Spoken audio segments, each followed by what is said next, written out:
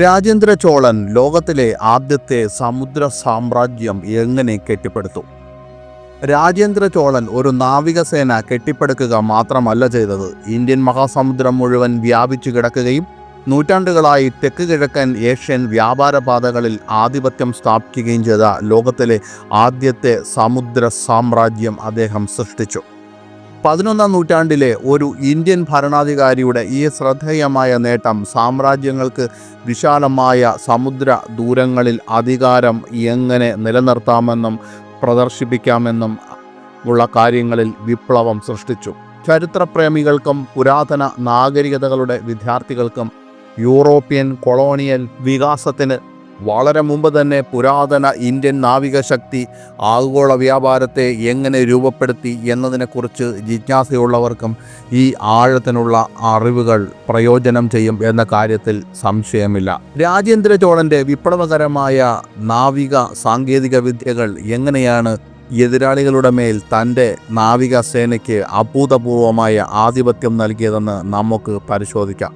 അതുവഴി ശ്രീലങ്ക മുതൽ മലാക്ക കടലിടുക്ക് വരെയുള്ള പ്രധാന സമുദ്ര ചെക്ക് പോയിന്റുകൾ വ്യവസ്ഥാപിതമായി കീഴടക്കാൻ സാധിച്ചു.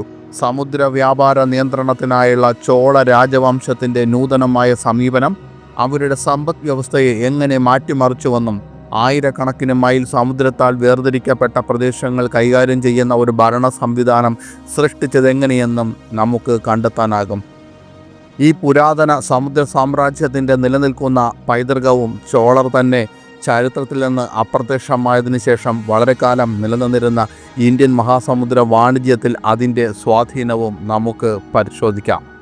രാജേന്ദ്ര ചോളന് തൻ്റെ സമുദ്ര സാമ്രാജ്യം കെട്ടിപ്പടുക്കുന്നതിന് കോറമണ്ടൽ തീരം ഒരു അതുല്യമായ അടിത്തറ നൽകി. തമിഴ്നാടിൻ്റെ നീണ്ട 900 കിലോമീറ്ററിലധികം വ്യാപിച്ചു കിടക്കുന്ന തീരപ്രദേശം നിരവധി പ്രകൃതിദത്ത തുറമുഖങ്ങളും നാവിക പരിവേഷണങ്ങൾക്ക് തന്ത്രപരമായ കേന്ദ്രങ്ങളും അത് പ്രദാനം ചെയ്തു. കപ്പൽ നിർമ്മാണത്തിന് തേക്ക് കാടുകളിലേക്കും ആയുധ നിർമ്മാണത്തിന് ഇരുമ്പയിര് നിക്ഷേപങ്ങളിലേക്കും പ്രവേശനം അനുവദിച്ചുകൊണ്ട് കപ്പൽ നിർമ്മാണത്തിന് അനുയോജ്യമായ സാഹചര്യങ്ങൾ ഈ പ്രദേശത്തിൻ്റെ ഭൂമിശാസ്ത്രം തന്നെ സൃഷ്ടിച്ചു. നാഗപട്ടണം, കാവേരിപട്ടണം, മാമല്ലപുരം തുടങ്ങിയ പ്രധാന തുറമുഖങ്ങൾ സാമ്രാജ്യത്തിൻ്റെ സമുദ്ര നാഡീകേന്ദ്രങ്ങളായി പ്രവർത്തിച്ചു. ഈ തുറമുഖങ്ങൾ ചോള ഹൃദയഭൂമിയെ ലാഭകരമായ തെക്കുകിഴക്കൻ ഏഷ്യൻ വ്യാപാര പാതകളുമായി നേരിട്ട് ബന്ധിപ്പിച്ചു. ഇത് രാജ്യത്തെ ഇന്ത്യൻ മഹാസമുദ്ര വാണിജ്യത്തിൻ്റെ ഒരു വഴിത്തിരിവിൽ നിർത്തി. മൺസൂൺ രീതികൾ ചോളർക്ക് അനുകൂലമായി പ്രവർത്തിച്ചു. അനുകൂലമായ കാറ്റ് അവരുടെ കപ്പലുകൾക്ക് കിഴക്കോട്ട് സഞ്ചരിക്കാനും മടങ്ങാനും സഹായിച്ചു. വലിയ നാവിക പ്രവർത്തനങ്ങൾക്ക് ആവശ്യമായ കാർഷിക മിച്ചം നൽകിയത് ഫലഭൂയിഷ്ഠമായ കാവേരി ഡെൽറ്റയായിരുന്നു. കപ്പൽ നിർമ്മാണ പദ്ധതികൾക്ക് നെല്ലുൽപാദനം ധനസഹായം നൽകി. അതേസമയം നദീതട സംവിധാനം നാവിക ഉദ്യോഗസ്ഥർക്ക് പരിശീലന കേന്ദ്രമായി വർത്തിച്ചു. തലമുറകളായി തീരദേശ സമൂഹങ്ങൾ സങ്കീർണമായ സമുദ്ര കഴിവുകൾ വികസിപ്പിച്ചെടുത്തു. ഇത് പരിചയസമ്പന്നരായ നാവികരുടെയും നാവിഗേറ്റർമാരുടെയും ഒരു കൂട്ടത്തെ തന്നെ വാർത്തെടുക്കാൻ സാധിച്ചു.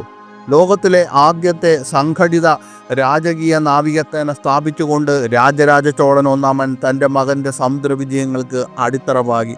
അദ്ദേഹത്തിൻ്റെ ഭരണകാലത്ത് നാഗപട്ടണത്ത് വലിയ കപ്പൽശാലകൾ നിർമ്മിക്കപ്പെട്ടു. ഇവയ്ക്ക് 60 പെട്രോളിംഗ് ബോട്ടുകൾ മുതൽ 200 യോദ്ധാക്കളെ വഹിക്കാൻ കഴിയുന്ന ഭാരമേറിയ യുദ്ധക്കപ്പലുകൾ വരെ നിർമ്മിക്കാൻ കഴിയും. ഈ സൗകര്യങ്ങൾ രാജേന്ദ്ര ചോളൻ്റെ നാവിക സാമ്രാജ്യത്തിൻ്റെ നട്ടെല്ലായി മാറി. മൂത്ത ചോളൻ്റെ സൈനിക പരിഷ്കാരങ്ങൾ വ്യത്യസ്തമായ റോളുകളുള്ള പ്രത്യേക നാവിക വിഭാഗങ്ങൾ സൃഷ്ടിച്ചു. കപ്പൽ പോരാട്ടങ്ങൾക്കായി നാവികർ പ്രത്യേക പരിശീലനം നേടി. അതേസമയം നാവിക എഞ്ചിനീയർമാർ തീരദേശ കോട്ടകൾക്കായി നൂതനമായ ഉപരോധ സാങ്കേതിക വിദ്യ വികസിപ്പിച്ചെടുത്തു. ശ്രീലങ്കയിലും മാലദ്വീപിലും രാജരാജൻ്റെ പ്രചരണങ്ങൾ യുദ്ധങ്ങൾക്ക് വിലപ്പെട്ട അനുഭവം നൽകി. രാജരാജൻ്റെ കീഴിൽ ചോള നാവിക സാങ്കേതിക വിദ്യയിൽ കര കടൽ പ്രവർത്തനങ്ങൾ എങ്ങനെ ഏകോപിപ്പിക്കാമെന്ന് ചോളസേനയെ പഠിപ്പിച്ചു. നാവിക യുദ്ധങ്ങൾക്കായി തീയമ്പുകൾ വികസിപ്പിക്കുന്നതിനും മികച്ച കൗശലക്ഷമതയ്ക്കായി മെച്ചപ്പെട്ട കപ്പൽ രൂപകൽപ്പനകളും ഉൾപ്പെടുന്നു. ഇന്ത്യൻ മഹാസമുദ്രത്തിലുടനീളമുള്ള വ്യാപാര കപ്പലുകളെയും സാധ്യതയുള്ള ഭീഷണികളെയും നിരീക്ഷിക്കുന്ന ഒരു നാവിക രഹസ്യാന്വേഷണ ശൃംഖല അദ്ദേഹത്തിൻ്റെ ഭരണകൂടം സ്ഥാപിച്ചു. ഇത് സമുദ്ര വ്യാപാര രീതികളെയും എതിരാളികളുടെ നാവിക കഴിവുകളെയും കുറിച്ച് രാജേന്ദ്രന് വിശദമായ അറിവ് നൽകി. സമുദ്രങ്ങളെ നിയന്ത്രിക്കുന്നതിന് സൈനിക ശക്തിയേക്കാൾ കൂടുതൽ ആവശ്യം സമുദ്ര വ്യാപാര സമൂഹങ്ങളുമായുള്ള സഖ്യങ്ങളാണെന്ന് രാജേന്ദ്ര ചോളൻ മനസ്സിലാക്കി. അത് സ്ഥാപിതമായ വ്യാപാര ശൃംഖലകളുമായുള്ള പങ്കാളിത്തം ആവശ്യപ്പെടുന്നു. പടിഞ്ഞാറൻ ഇന്ത്യൻ മഹാസമുദ്ര പാതകളിൽ ആധിപത്യം പുലർത്തിയിരുന്ന അറബ് വ്യാപാരികളുമായി അദ്ദേഹം സഖ്യങ്ങൾ സ്ഥാപിച്ചു. ചോള സാധനങ്ങൾ മധ്യപൂർവേഷ്യൻ ആഫ്രിക്കൻ വിപണികളിൽ എത്തുന്നുണ്ടെന്ന് ഉറപ്പാക്കി. ഈ പങ്കാളിത്തങ്ങൾ വിദൂര തുറമുഖങ്ങളെയും എതിരാളികളായ രാജ്യങ്ങളെയും കുറിച്ചുള്ള വിവരങ്ങൾ നൽകുകയും നാവിക വിപുലീകരണത്തിന് ധനസഹായം നൽകുകയും ചെയ്തു. അയ്യാവോലെ, മണിഗ്രാമം തുടങ്ങിയ തമിഴ് വ്യാപാരി ഗിൽഡുകൾ ചോള സമുദ്രതന്ത്രത്തിൽ ആവശ്യ പങ്കാളികളായി. ഈ സംഘടനകൾ സൊകോത്ര മുതൽ സുമാത്ര വരെയുള്ള വ്യാപാര കേന്ദ്രങ്ങൾ നിലനിർത്തി സൈനിക ലക്ഷ്യങ്ങളെ പിന്തുണയ്ക്കുന്ന ഒരു വാണിജ്യ ശൃംഖല സൃഷ്ടിച്ചു. ഗിൽഡ് അംഗങ്ങൾ നയതന്ത്രജ്ഞർ, രഹസ്യാന്വേഷണ ശേഖരണക്കാർ, സാംസ്കാരിക അംബാസഡർമാരായി സേവനമനുഷ്ഠിച്ചു. തെക്കുകിഴക്കൻ ഏഷ്യയിലേക്കുള്ള ചോള വ്യാപനത്തിനുള്ള പാത അവർ സുഗമമാക്കി. ചോള ഭരണകൂടം വിദേശ വ്യാപാരികൾക്ക് കപ്പവും തന്ത്രപരമായ വിവരങ്ങളും നൽകി സംരക്ഷണം വാഗ്ദാനം ചെയ്തു. ചൈനീസ് വ്യാപാരികൾ, അറബ് വ്യാപാരികൾ, തെക്ക് കിഴക്കൻ ഏഷ്യൻ രാജ്യങ്ങൾ എന്നിവർ ചോള അധികാരികളെ ചെറുക്കുന്നതിന് പകരം അവരുമായി സഹകരിക്കുന്നത് ലാഭകരമാണെന്ന് കണ്ടെത്തി. ഈ സമീപനം കീഴടക്കലിന് പകരം പരസ്പര നേട്ടത്തെ അടിസ്ഥാനമാക്കിയുള്ള ഒരു സമുദ്ര സാമ്രാജ്യം സൃഷ്ടിച്ചു. ഇത് രാജേന്ദ്ര ചോളൻ്റെ സമുദ്ര സാമ്രാജ്യത്തെ ലോകത്തിലെ ആദ്യത്തെ വിജയകരമായ നാവിക വാണിജ്യ സംയോജന മാതൃകയാക്കി മാറ്റി. തീരദേശ നിരീക്ഷണം മുതൽ കപ്പലുകളുടെ വെള്ളത്തിനടിയിലെ അറ്റകുറ്റപ്പണികൾ വരെ പ്രാദേശിക മത്സ്യബന്ധന സമൂഹങ്ങളും മുങ്ങൽ വിദഗ്ധരും നിർണായക പിന്തുണ സേവനങ്ങൾ നൽകി. ഈ സഖ്യങ്ങൾ ഇന്ത്യൻ മഹാസമുദ്രത്തിലുടനീളമുള്ള വാണിജ്യ അഭിവൃദ്ധിയെയും സൈനിക ആധിപത്യത്തെയും പിന്തുണയ്ക്കുന്ന ഒരു സമഗ്ര സമുദ്ര ആവാസ വ്യവസ്ഥ തന്നെ സൃഷ്ടിച്ചു. ചോള കപ്പൽ നിർമ്മാതാക്കൾ ദക്ഷിണേന്ത്യൻ വനങ്ങളെ തങ്ങളുടെ സമുദ്ര സാമ്രാജ്യത്തിൻ്റെ നട്ടെല്ലാക്കി മാറ്റി. കപ്പലുകളുടെ വ്യത്യസ്ത ഭാഗങ്ങൾക്കായി പ്രത്യേകതരം തടികൾ തിരഞ്ഞെടുക്കുന്നതിൽ അവർ പ്രാവീണ്യം നേടി. ഹള്ളിൻ്റെ ബലത്തിന് തേക്ക്, വഴക്കത്തിന് മുള, ഉപ്പുവെള്ളത്തിൻ്റെ പ്രശ്നങ്ങളെ അതിജീവിക്കാൻ ഈടുനിൽക്കുന്ന ഇരുമ്പുമരം എന്നിവ തിരഞ്ഞെടുക്കുന്നതിൽ അവർ പ്രാവീണ്യം നേടി. പല മേഖലകളിലും ലോഹ ആണികളുടെ ആവശ്യകത ഇല്ലാതാക്കുന്ന വിപ്ലവകരമായ ജോയിൻ ടെക്നിക്കുകൾ ചോള കരകൗശല വിദഗ്ധർ വികസിപ്പിച്ചെടുത്തു. വെള്ളം കടക്കാത്ത വാട്ടർ ടൈറ്റ് സീലുകൾ സൃഷ്ടിക്കാൻ അവർ തടി ഡോവലുകൾ, തേങ്ങാ നാരുകൾ, പ്രകൃതിദത്ത റെസിനുകൾ എന്നിവ ഉപയോഗിച്ചു. ഈ സമീപനം അവരുടെ കപ്പലുകളെ അവരുടെ ശക്തരായ എതിരാളികളെ അപേക്ഷിച്ച് പരുക്കൻ കടലുകളിൽ കൂടുതൽ ഭാരം കുറഞ്ഞതും വഴക്കമുള്ളതുമാക്കി മാറ്റി.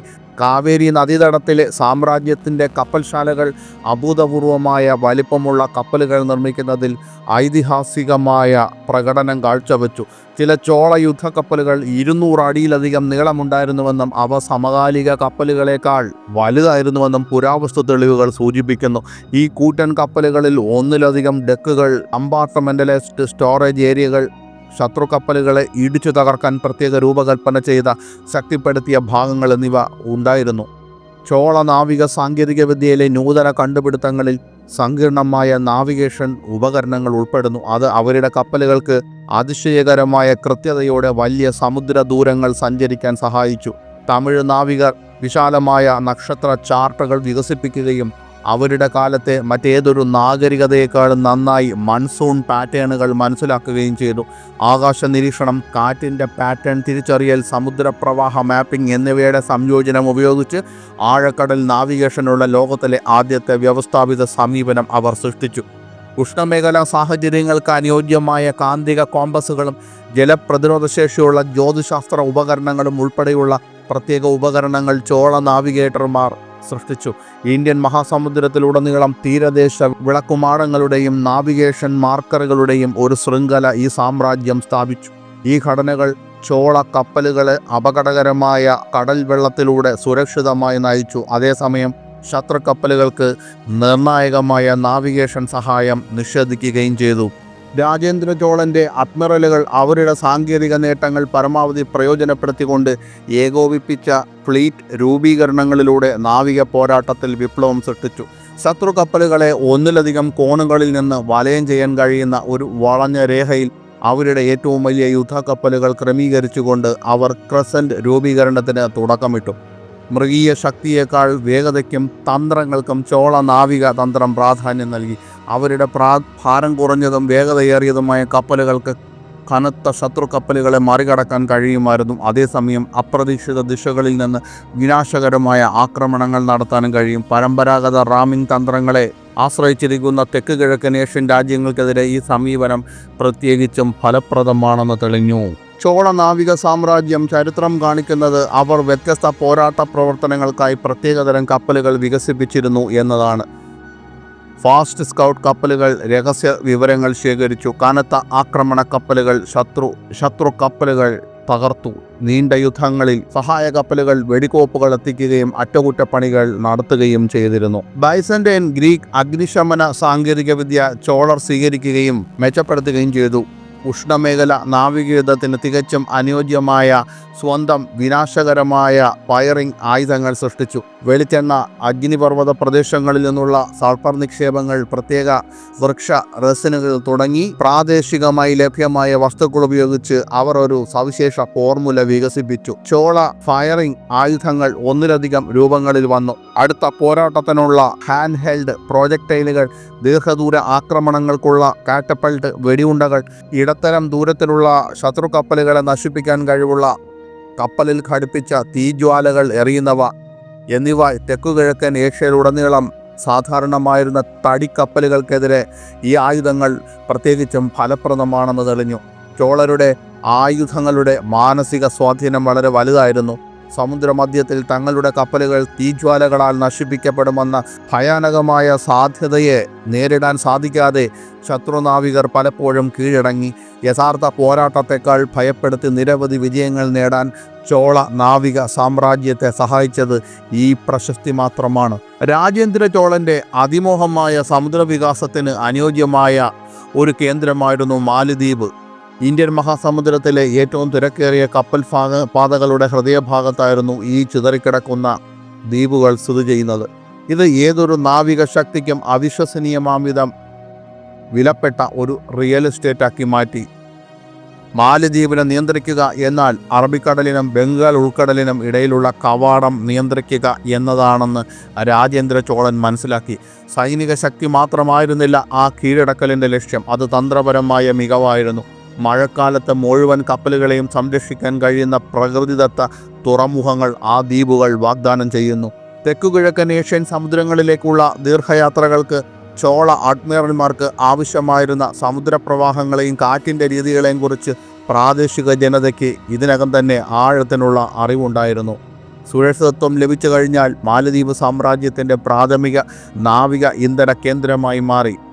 കപ്പലുകൾക്ക് ശുദ്ധജലം, ഭക്ഷണം എന്നിവ വീണ്ടും നിറയ്ക്കാനും വിദേശ ജലാശയങ്ങളിലേക്ക് കൂടുതൽ ആഴത്തിൽ കടക്കുന്നതിന് മുമ്പ് അറ്റകുറ്റപ്പണികൾ നടത്താനും കഴിയും. ചോളചാരന്മാർ പ്രദേശത്തുടനീളമുള്ള എതിരാളികളായ രാജ്യങ്ങളെയും വ്യാപാര പ്രവർത്തനങ്ങളെയും കുറിച്ചുള്ള വിവരങ്ങൾ ശേഖരിക്കുന്ന ഒരു രഹസ്യാന്വേഷണ കേന്ദ്രമായും ഈ ദ്വീപുകൾ പ്രവർത്തിച്ചു. ഇന്ത്യൻ മഹാസമുദ്ര വ്യാപാരത്തിൽ ആധിപത്യം സ്ഥാപിക്കാൻ ആഗ്രഹിക്കുന്ന ഏതൊരാൾക്കും ശ്രീലങ്കയുടെ സ്ഥാനം അത്യന്താപേക്ഷിതമാക്കി.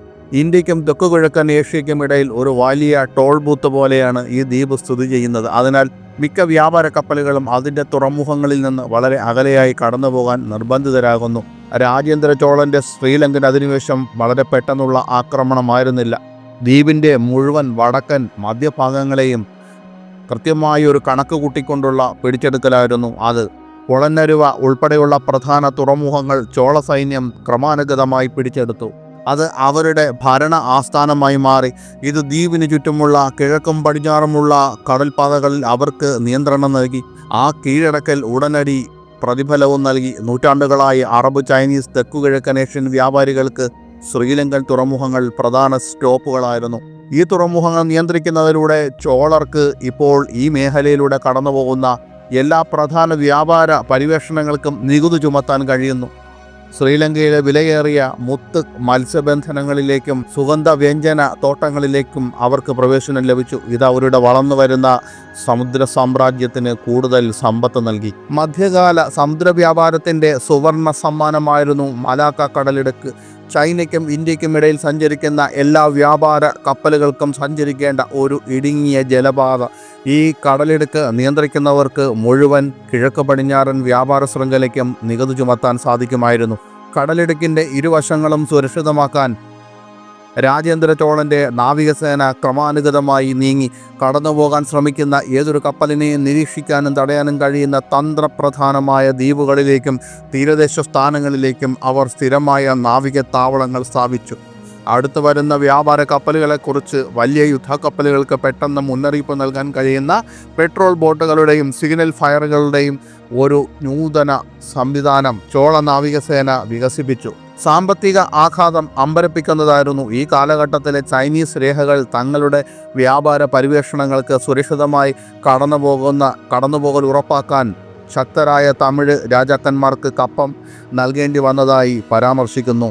ചോളർ നികുതി പിരിച്ചെടുക്കുക മാത്രമല്ല, ഗണ്യമായ ഫീസ് ഈടാക്കി കടൽ കൊള്ളക്കാരിൽ നിന്നും സംരക്ഷിക്കാൻ വിലയേറിയ ചരക്ക് കപ്പലുകൾക്ക് അകമ്പടി സേവിക്കുകയും സംരക്ഷണ സേവനങ്ങൾ നൽകുകയും ചെയ്തു. രാജേന്ദ്ര ചോളന്റെ സമുദ്രാധിനിവേശത്തിന്റെ അവസാന ഭാഗം സുമാത്രയുടെ തീരത്ത് മലായ് ഉപദ്വീപിലുമുള്ള പ്രധാന തുറമുഖ നഗരങ്ങൾ പിടിച്ചെടുക്കുന്നതായിരുന്നു. പാലംബാങ്, ജാംബി, കെഡ തുടങ്ങിയ സ്ഥലങ്ങൾ വെറും വ്യാപാര കേന്ദ്രങ്ങൾ മാത്രമായിരുന്നില്ല. സുഗന്ധദ്രവ്യങ്ങൾ, സ്വർണം, വിദേശ വസ്തുക്കൾ എന്നിവ കൈമാറ്റത്തിന് വഴിയൊരുക്കിയ പ്രാദേശിക വാണിജ്യത്തിൻ്റെ കേന്ദ്രങ്ങളായിരുന്നു അവ. ഓരോ കീഴടക്കലുകളും സമാനമായ ഒരു മാതൃക പിന്തുടർന്നു. ചോള നാവികസേന തുറമുഖം ഉപരോധിക്കുമായിരുന്നു. അതേസമയം കരസേനയെ പലപ്പോഴും പ്രത്യേക ലാൻഡിംഗ് കപ്പലുകൾ ഉപയോഗിച്ച് കൊണ്ടുപോകും.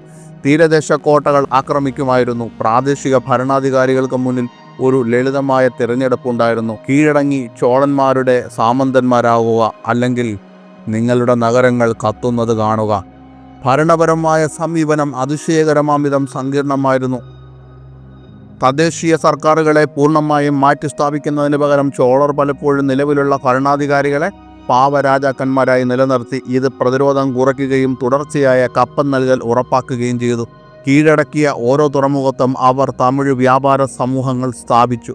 പ്രധാന കപ്പൽശാല ഇല്ലാതിരുന്നിട്ടും രഹസ്യാന്വേഷണം ശേഖരിക്കാനും ചോള സ്വാധീനം നിലനിർത്താനും കഴിയുന്ന വിശ്വസ്തരായ വ്യാപാരികളുടെ ഒരു ശൃംഖല തന്നെ സൃഷ്ടിച്ചു. ഈ തെക്കുകിഴക്കൻ ഏഷ്യൻ താവളങ്ങൾ കൂടുതൽ അഭിലഷണീയമായ പരിവേഷണങ്ങൾക്കുള്ള കേന്ദ്രങ്ങളായി മാറി.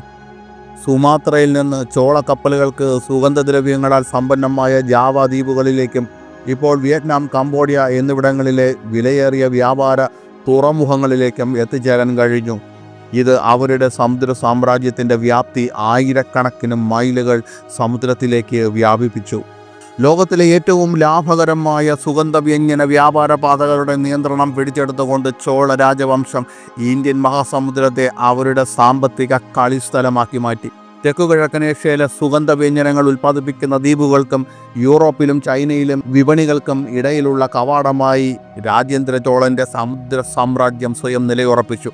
കുരുമുളക്, ഏലം, കറുവപ്പട്ട, ജാതി എന്നിവ ചോള നിയന്ത്രണത്തിലുള്ള തുറമുഖങ്ങളിലൂടെ ഒഴുകി സാമ്രാജ്യത്തിന് അഭൂതപൂർവമായ സമ്പത്ത് കിട്ടി.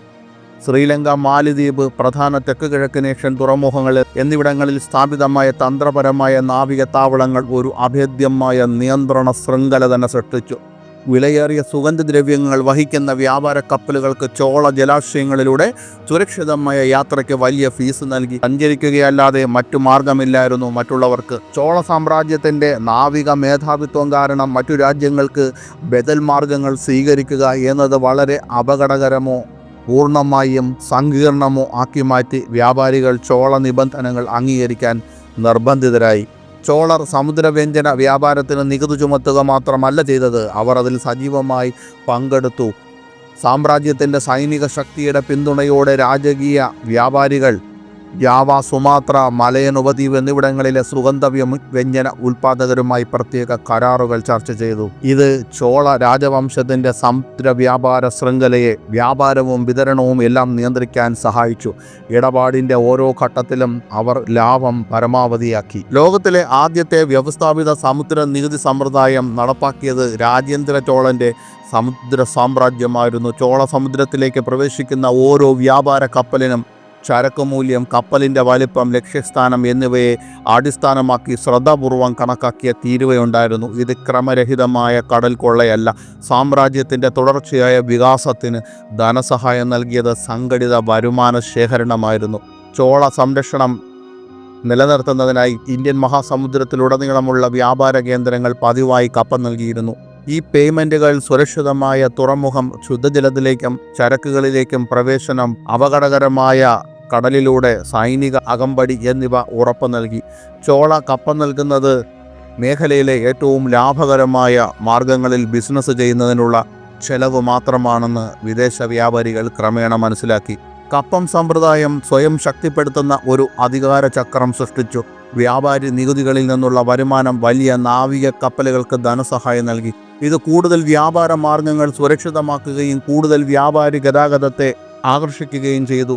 സാമ്രാജ്യത്വ പ്രീതി എന്നാൽ വാണിജ്യ അഭിവൃദ്ധിയാണെന്ന് അറിയാമായിരുന്നു എന്നതിനാൽ മലാക്ക മുതൽ കൊളംബോ വരെയുള്ള തുറമുഖ നഗരങ്ങൾ ചോള ഭരണാധികാരികൾക്ക് ഏറ്റവും നല്ല ഓഫറുകൾ നൽകാൻ മത്സരിച്ചു. ചോള സമുദ്ര സാമ്രാജ്യം അവരുടെ വിശാലമായ പ്രാദേശിക ശൃംഖലയിലുടനീളം സ്റ്റാൻഡേർഡ് ചെയ്ത സ്വർണ്ണ വെള്ളി നാണയങ്ങൾ അവതരിപ്പിച്ചു. ഇത് അന്താരാഷ്ട്ര വ്യാപാരത്തിൽ വിപ്ലവം സൃഷ്ടിച്ചു. ഈ നാണയങ്ങളിൽ ചോള രാജകീയ ചിഹ്നങ്ങളുണ്ടായിരുന്നു. കൂടാതെ കോറമാൻഡൽ തീരം മുതൽ ജാവ വരെ ഒന്നിലധികം പ്രാദേശിക കറൻസികൾ മൂലമുണ്ടായ ആശയക്കുഴപ്പവും കാലതാമസവും ഇല്ലാതാക്കി. കോറമാൻഡൽ തീരം മുതൽ ജാവ വരെ ഈ നാണയങ്ങൾ സ്വീകരിക്കാൻ നിർബന്ധിതരായി. ഏകീകൃത നാണയ സമ്പ്രദായത്തോടൊപ്പം സ്റ്റാൻഡേർഡ് ചെയ്ത തൂക്കങ്ങളും അളവുകളും ഉണ്ടായിരുന്നു. പലംബാങ്ങിൽ 1 പൗണ്ട് കുരുമുളക് എന്നത് പുലിക്കാട്ടിൽ 1 പൗണ്ട് കുരുമുളകിന് തുല്യമായിരുന്നു. ഇത് തർക്കങ്ങൾ കുറയ്ക്കുകയും ഇടപാടുകൾ വേഗത്തിലാക്കുകയും ചെയ്തു. അളവുകളെയും വിനിമയ നിരക്കുകളെയും കുറിച്ച് വിലപേശുന്നതിന് പകരം കാര്യക്ഷമതയെ വിലമതിക്കുന്ന വ്യാപാരികളെ ഇത് ആകർഷിച്ചു. ലളിതമായ വാണിജ്യത്തിനപ്പുറത്തേക്ക് കറൻസി സമ്പ്രദായം വ്യാപിച്ചു. പോഷക സംസ്ഥാനങ്ങളിലെ പ്രാദേശിക ഭരണാധികാരികൾ ചോള സവിശേഷതകൾ പാലിച്ചുകൊണ്ട് നാണയങ്ങൾ അച്ചടിക്കാൻ തുടങ്ങി. പ്രതീകാത്മകമായി അവരുടെ കീഴ്വഴക്കത്തെ അംഗീകരിച്ചുകൊണ്ട് അവരുടെ സമ്പദ് വ്യവസ്ഥയെ വിശാലമായ സാമ്രാജ്യത്വ വ്യവസ്ഥയിലേക്ക് പ്രായോഗികമായി സമന്വയിപ്പിച്ചു. സൈനിക വിജയത്തേക്കാൾ ഈ സാമ്പത്തിക സംയോജനം കൂടുതൽ നിലനിൽക്കുന്നതായി തെളിഞ്ഞു. ചോള നാവിക ശക്തി ഒടുവിൽ ക്ഷയിച്ചപ്പോഴും നിലനിൽക്കുന്ന പരസ്പര നേട്ടങ്ങളുടെ ബന്ധങ്ങൾ സൃഷ്ടിച്ചു.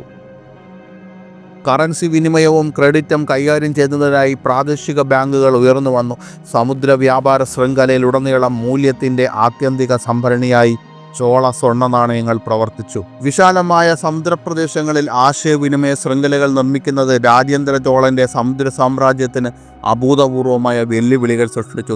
തന്ത്രപ്രധാനമായ ദ്വീപുകൾക്കും തീരദേശ ഔട്ട്പോസ്റ്റുകൾക്കും ഇടയിൽ സഞ്ചരിക്കാൻ കഴിയുന്ന ഫാസ്റ്റ് മെസഞ്ചർ ബോട്ടുകൾ ഉപയോഗിച്ച് ചോള ഭരണകൂടം സങ്കീർണമായ ഒരു റിലേ സംവിധാനം വികസിപ്പിച്ചു. ഡ്രോണ ബോട്ടുകൾ എന്നറിയപ്പെടുന്ന ഈ സ്വിഫ്റ്റ് കപ്പലുകൾ ഈന്തപ്പനയോലകളിൽ എഴുതിയ കോഡ് ചെയ്ത സന്ദേശങ്ങൾ വഹിച്ചു. സംസ്കരിച്ച തോൽ കൊണ്ട് നിർമ്മിച്ച വാട്ടർ പ്രൂഫ് പാത്രങ്ങളിൽ അടച്ചിരുന്നു. പ്രധാന ദ്വീപുകളിലുടനീളം ഉയർന്ന സ്ഥലങ്ങളിൽ സാമ്രാജ്യം സിഗ്നൽ സ്റ്റേഷനുകൾ സ്ഥാപിച്ചു. രാത്രിയിൽ ഫയർ ബീക്കണുകളും പകൽ സമയത്ത് പുക സിഗ്നലുകളും ഉപയോഗിച്ചു. സ്റ്റാൻഡേർഡ് കോഡുകൾ ഉപയോഗിച്ച് സങ്കീർണമായ സൈനിക ഭരണ സന്ദേശങ്ങൾ വ്യാഖ്യാനിക്കാനും കൈമാറാനും കഴിയുന്ന പരിശീലനം ലഭിച്ച ഉദ്യോഗസ്ഥരെ ഓരോ സ്റ്റേഷനിലും പരിപാലിക്കാൻ നിയോഗിച്ചു. ഈ ശൃംഖല ശ്രീവിജയ പോലുള്ള വിദൂര പ്രദേശങ്ങളും വൻകരയും തമ്മിലുള്ള ആശയവിനിമയം മാസങ്ങൾക്കുള്ളിൽ അല്ല ആഴ്ചകൾക്കുള്ളിൽ തന്നെ സാധ്യമാക്കി. ചോള ഭരണാധികാരികൾ നാവിക കരമാർഗങ്ങൾ സംയോജിപ്പിച്ച് സങ്കീർണമായ ഒരു കൊറിയർ സംവിധാനം സൃഷ്ടിച്ചു. പ്രധാന തുറമുഖങ്ങളിലേക്ക് കപ്പൽ മാർഗം സന്ദേശങ്ങൾ എത്തിച്ചു. തുടർന്ന് സ്ഥാപിത വ്യാപാര മാർഗങ്ങളിലൂടെ കരമാർഗം അതെത്തിച്ചു. കടലിലോ കടൽ കൊള്ളക്കാരുടെ ആക്രമണത്തിലോ ഉണ്ടാകാവുന്ന നഷ്ടങ്ങൾക്കിടയിലും നിർണായക വിവരങ്ങൾ ലക്ഷ്യസ്ഥാനത്തെത്തുന്നുവെന്ന് ഉറപ്പാക്കാൻ ബാക്കപ്പ് റൂട്ടുകളും ഒന്നിലധികം സന്ദേശ പകർപ്പുകളും ഈ സംവിധാനത്തിൽ ഉൾപ്പെടുത്തിയിരുന്നു. ചോള സമുദ്ര സാമ്രാജ്യം അവരുടെ നൂതനമായ ഭരണഘടനയിലൂടെ പ്രാദേശിക സ്വയംഭരണത്തിനും കേന്ദ്ര നിയന്ത്രണത്തിനും ഇടയിൽ ഒരു സൂക്ഷ്മമായ സന്തുലിതാവസ്ഥ പൂർത്തീകരിച്ചു. രാജേന്ദ്ര ചോളൻ വിശ്വസ്തരായ തമിഴ് പ്രഭുക്കന്മാരെ കീഴടക്കിയ പ്രദേശങ്ങളിൽ അവരെ തന്നെ ഗവർണർമാരായി നിയമിച്ചു. ഇതോടൊപ്പം പ്രാദേശിക ഉന്നതരെ ഭരണശ്രേണിയിൽ ഉൾപ്പെടുത്തി കാര്യക്ഷമമായ പ്രാദേശിക മാനേജ്മെൻറ്റ് ഉറപ്പാക്കുന്നതിനൊപ്പം ഈ ഇരട്ട സമീപനം കലാപങ്ങൾ തടയുകയും ചെയ്തു. അധികാരികൾ എന്ന് വിളിക്കപ്പെടുന്ന തദ്ദേശ ഗവർണർമാർക്ക് ദൈനംദിന ഭരണം, വ്യാപാര തർക്കങ്ങൾ, ചെറിയ സൈനിക കാര്യങ്ങൾ എന്നിവ കൈകാര്യം ചെയ്യുന്നതിന് വിപുലമായ അധികാരങ്ങൾ ലഭിച്ചു.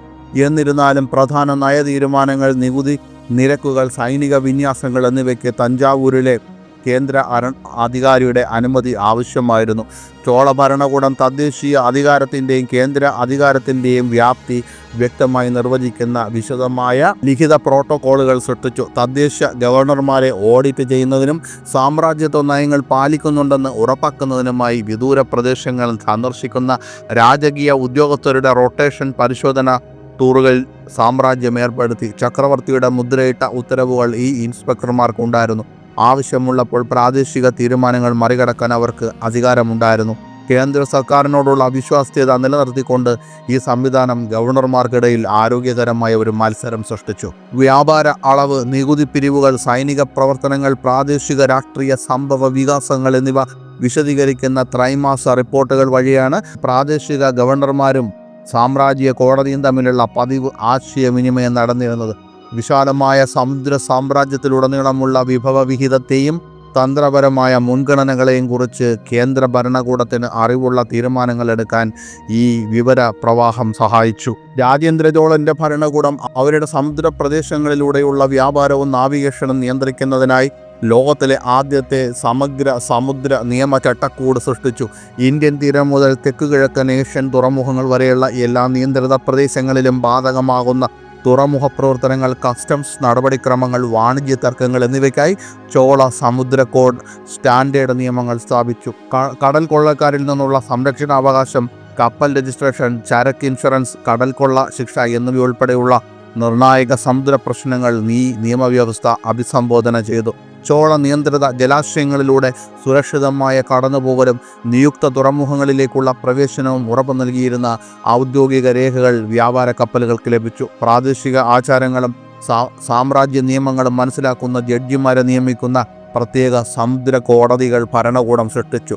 വ്യാപാര നിയന്ത്രണങ്ങൾ, സാമ്രാജ്യത്തിലുടനീളമുള്ള തൂക്കങ്ങൾ, അളവുകൾ, കറൻസി, വിനിമയ നിരക്കുകൾ എന്നിവയെ ഏകീകരിച്ചു. ഇത് വാണിജ്യം കൂടുതൽ കാര്യക്ഷമമാക്കുകയും തർക്കങ്ങൾ കുറയ്ക്കുകയും ചെയ്തു. അനുവദനീയമായ ചരക്കുകളുടെ തരങ്ങൾ, ലക്ഷ്യസ്ഥാന തുറമുഖങ്ങൾ, നികുതി ബാധ്യതകൾ എന്നിവ വ്യക്തമാക്കുന്ന ഔദ്യോഗിക വ്യാപാര പെർമിറ്റുകൾ ചോള ഭരണകൂടം പുറപ്പെടുവിച്ചു. ഈ നിയന്ത്രണങ്ങൾ സാമ്രാജ്യത്തിന് ഗണ്യമായ വരുമാനം ഉണ്ടാക്കുന്നതിനൊപ്പം കള്ളക്കടത്ത് തടയാനും സഹായിച്ചു. വിദേശ വ്യാപാരികളുമായും നയതന്ത്ര കപ്പലുകളുമായും ഇടപഴകുന്നതിനുള്ള പ്രോട്ടോക്കോളുകളും സമുദ്ര നിയമത്തിലൂടെ സ്ഥാപിച്ചു. കൊടുങ്കാറ്റുകൾ, കപ്പൽച്ഛേദങ്ങൾ, മെഡിക്കൽ അടിയന്തരാവസ്ഥകൾ തുടങ്ങിയ അടിയന്തര സാഹചര്യങ്ങൾ പ്രത്യേക വ്യവസ്ഥകളിൽ ഉൾപ്പെടുത്തിയിരുന്നു. ഇത് ഇന്ത്യൻ മഹാസമുദ്രത്തിലുടനീളം സുരക്ഷിതവും ലാഭകരവുമായ സമുദ്ര വ്യാപാരം പ്രോത്സാഹിപ്പിക്കുന്ന ഒരു സമഗ്ര നിയമ ചട്ടക്കൂട് സൃഷ്ടിച്ചു. സമുദ്ര പ്രദേശങ്ങളിലുടനീളമുള്ള വിതരണ ശൃംഖലകൾ കൈകാര്യം ചെയ്യുന്നതിന് വിപ്ലവകരമായ ലോജിസ്റ്റിക് ആസൂത്രണം ആവശ്യമായിരുന്നു. ചോള ഭരണകൂടം അത് ശ്രദ്ധേയമായ കൃത്യതയോടെ നടപ്പാക്കി. സാമ്രാജ്യം ദ്വീപുകളിലേക്കും തീരദേശ വാസസ്ഥലങ്ങളിലേക്കും തന്ത്രപരമായി സ്ഥിതി ചെയ്യുന്ന വിതരണ ഡിപ്പോകളുടെ ഒരു ശൃംഖല സ്ഥാപിച്ചു. അവയ്ക്ക് നാവിക കപ്പലുകൾ നൽകാനും വർഷം മുഴുവനും വിദൂര ഔട്ട്പോസ്റ്റുകൾ പരിപാലിക്കാനും കഴിയും. ഓരോ പ്രധാന നാവിക താവളവും സംരക്ഷിത ഭക്ഷണം, ശുദ്ധജലം, ആയുധങ്ങൾ, കപ്പൽ നന്നാക്കൽ സാമഗ്രികൾ, മെഡിക്കൽ സപ്ലൈസ് എന്നിവയുൾപ്പെടെയുള്ള ആവശ്യ സാധനങ്ങളുടെ ശേഖരം സൃഷ്ടിച്ചു. ഭരണകൂടം വിശദമായ ഇൻവെന്ററി സംവിധാനങ്ങൾ സൃഷ്ടിച്ചു. അത് വിതരണ നിലവാരം ട്രാക്ക് ചെയ്യുകയും സ്റ്റോക്കുകൾ മുൻകൂട്ടി നിശ്ചയിച്ച പരിധിയിലെത്തുമ്പോൾ പുനർവിതരണ ദൗത്യങ്ങൾ തന്ത്രപരമായി ആരംഭിക്കുകയും ചെയ്തു. നാവിക പ്രവർത്തനങ്ങളെ തടസ്സപ്പെടുത്തുന്ന ഗുരുതരമായ ക്ഷാമങ്ങൾ ഈ മുൻകരുതൽ സമീപനം തടഞ്ഞു. ദീർഘദൂര കയറ്റുമതികളെ ആശ്രയിക്കുന്നത് കുറയ്ക്കുന്നതിനായി ചോള വിതരണ ശൃംഖല സാധ്യമാകുന്നിടത്തോളം പ്രാദേശിക ഉൽപ്പാദനശേഷികൾ സംയോജിപ്പിച്ചു. മത്സ്യബന്ധനം, കൃഷി, കന്നുകാലി വളർത്തൽ എന്നിവയിലൂടെ വിദൂര ഔട്ട്പോസ്റ്റുകൾ സ്വന്തമായി ഭക്ഷ്യോൽപാദനം വികസിപ്പിച്ചെടുത്തു. കപ്പൽ അറ്റകുറ്റപ്പണികളും ആധുനിക ആയുധ അറ്റകുറ്റപ്പണികളും നടത്തുന്നതിന് പ്രാദേശിക കരകൗശല വിദഗ്ധർക്ക് പരിശീലനം ലഭിച്ചു. ഇത് പ്രധാന ഭൂപ്രദേശത്തു നിന്നുള്ള വിദഗ്ധ ഉദ്യോഗസ്ഥരുടെ ആവശ്യകത കുറച്ചു. മുൻകൂട്ടി നിശ്ചയിച്ച റൂട്ടുകളും ഷെഡ്യൂളുകളും പിന്തുടർന്ന് പ്രത്യേക ചരക്ക് കപ്പലുകൾ ഉപയോഗിച്ച് സാമ്രാജ്യം പതിവ് വിതരണ റണ്ണുകൾ സ്ഥാപിച്ചു. സംരക്ഷണത്തിനായി ഈ വിതരണ കപ്പലുകൾ കോൺവോയായി സഞ്ചരിച്ചു. വ്യത്യസ്ത തരം ഔട്ട്പോസ്റ്റുകൾക്കായി ഒപ്റ്റിമൈസ് ചെയ്ത സ്റ്റാൻഡേർഡ് കാർഗോ ലോഡുകൾ വഹിച്ചു. അപ്രതീക്ഷിതമായ വെല്ലുവിളികളോ സൈനിക ഭീഷണികളോ നേരിടുന്ന സ്ഥലങ്ങളിലേക്ക് അധിക വിഭവങ്ങൾ വേഗത്തിൽ വിന്യസിക്കാൻ കഴിയുന്ന അടിയന്തര വിതരണ പ്രോട്ടോക്കോളുകൾ സിസ്റ്റത്തിൽ ഉൾപ്പെടുത്തിയിരുന്നു. ഉപ്പ് സംസ്കരണം, എണ്ണ സംസ്കരണം, വായുകടക്കാത്ത പാത്രങ്ങൾ എന്നിവയുൾപ്പെടെയുള്ള നൂതന സംരക്ഷണ സാങ്കേതിക വിദ്യകൾ ഉപയോഗിച്ചാണ് സംഭരണ സൗകര്യങ്ങൾ നിർമ്മിച്ചത്. വിവിധ ഔട്ട്പോസ്റ്റുകളിലെ വിതരണ ഉപഭോഗ നിരക്കുകളുടെ വിശദമായ രേഖകൾ ഭരണകൂടം സൂക്ഷിച്ചു. ഇത് ഭാവി ആവശ്യങ്ങൾക്കായി കൃത്യമായ ആസൂത്രണവും സമുദ്ര സാമ്രാജ്യത്തിലുടനീളം കാര്യക്ഷമമായ വിഭവ വിഹിതവും സാധ്യമാക്കി. രാജേന്ദ്ര ചോളന്റെ സമുദ്ര സാമ്രാജ്യം ആധുനിക ശക്തികളിൽ നിന്നും ഉപയോഗിക്കുന്ന നാവിക തന്ത്രങ്ങൾക്ക് അടിത്തറപാകി.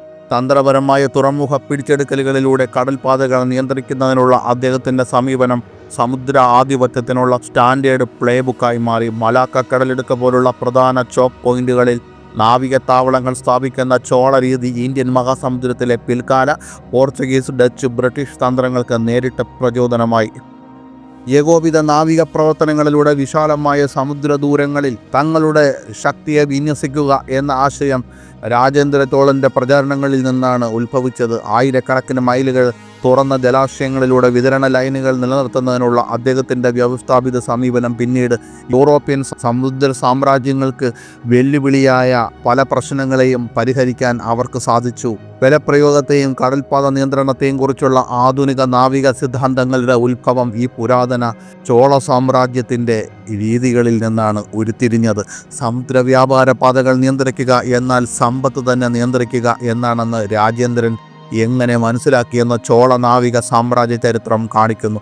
കോടിക്കണക്കിന് വ്യാപാര മൂല്യം വഹിക്കുന്ന കപ്പൽപാതകളിൽ സ്വാധീനത്തിനായി രാജ്യങ്ങൾ മത്സരിക്കുന്ന സമകാലിക ഭൂരാഷ്ട്രീയ തന്ത്രങ്ങളെ ഈ തത്വം നയിക്കുന്നു. ദക്ഷിണ ചൈന കടൽ തർക്കങ്ങളും ആർട്ടിക് കപ്പൽപാതകളെക്കുറിച്ചുള്ള മത്സരവും പുരാതന ഇന്ത്യൻ നാവിക ശക്തി വികാസത്തിന് കാരണമായ അതേ തന്ത്രപരമായ ചിന്തയെ പ്രതിധ്വനിപ്പിക്കുന്നു.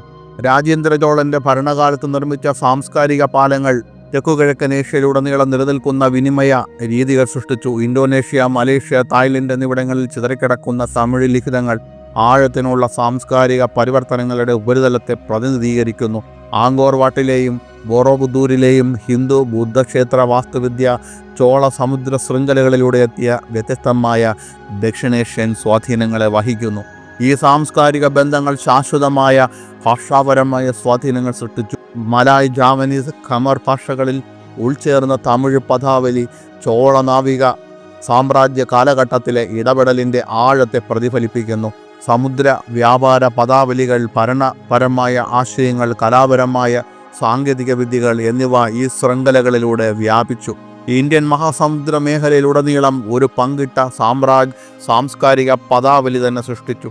ഈ കാലഘട്ടത്തിലെ മതപരവും ദാർശനികവുമായ കൈമാറ്റങ്ങൾ നൂറ്റാണ്ടുകളായി തെക്കുകിഴക്കൻ ഏഷ്യൻ ആത്മീയ ആചാരങ്ങളെ രൂപപ്പെടുത്തി. ചോള സമുദ്ര വ്യാപാരം വഴി പ്രാദേശിക വിശ്വാസങ്ങളുമായി ഹിന്ദു ബുദ്ധമത പാരമ്പര്യങ്ങളുടെ സമന്വയം ആധുനിക തെക്കുകിഴക്കൻ ഏഷ്യൻ രാജ്യങ്ങളെ നിർവചിക്കുന്ന സവിശേഷ സാംസ്കാരിക സ്വത്വങ്ങൾ സൃഷ്ടിച്ചു. ഉത്സവ പാരമ്പര്യങ്ങൾ, നൃത്തരൂപങ്ങൾ, വാസ്തുവിദ്യാ ശൈലികൾ എന്നിവ ഇപ്പോഴും ഈ പുരാതന സാംസ്കാരിക സംയോജനത്തെ പ്രതിഫലിപ്പിക്കുന്നു. യൂറോപ്യൻ സമുദ്രശക്തികൾ സമുദ്ര സാമ്രാജ്യ നിർമ്മാണം കണ്ടുപിടിച്ചില്ല. നൂറ്റാണ്ടുകൾക്ക് മുമ്പ് രാജേന്ദ്ര ചോളൻ സ്ഥാപിച്ച മാതൃക അവർ സ്വീകരിക്കുകയും പരിഷ്കരിക്കുകയും ചെയ്തു.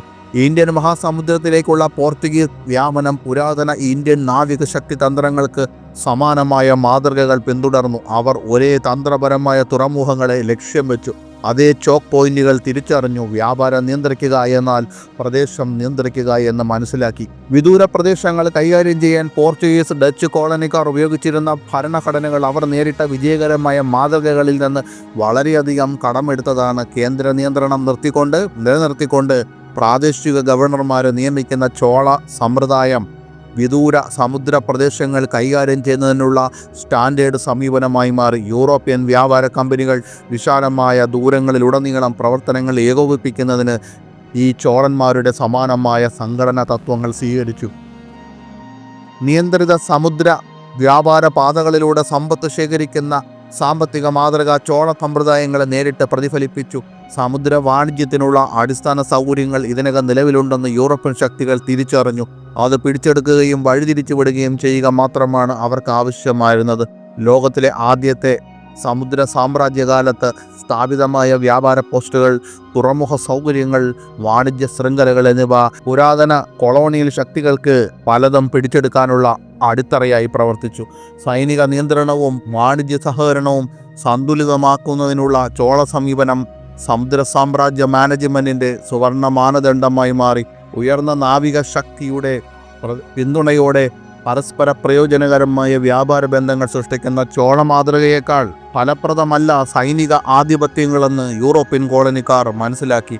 രാജേന്ദ്ര ചോളൻ്റെ സമുദ്ര സാമ്രാജ്യം ചരിത്രത്തിലെ ഏറ്റവും ശ്രദ്ധേയമായ നേട്ടങ്ങളിലൊന്നായി നിലകൊള്ളുന്നു.